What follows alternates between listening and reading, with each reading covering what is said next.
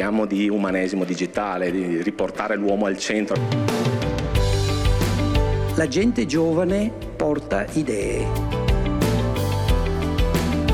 Lo studio di 1000 piccoli particolari per far star bene l'uomo. Non solo questa barca dava delle risposte a me, ma migliorava la qualità di vita di tutti, anche la vostra. Non muoviamo più il paziente, ma muoviamo le informazioni.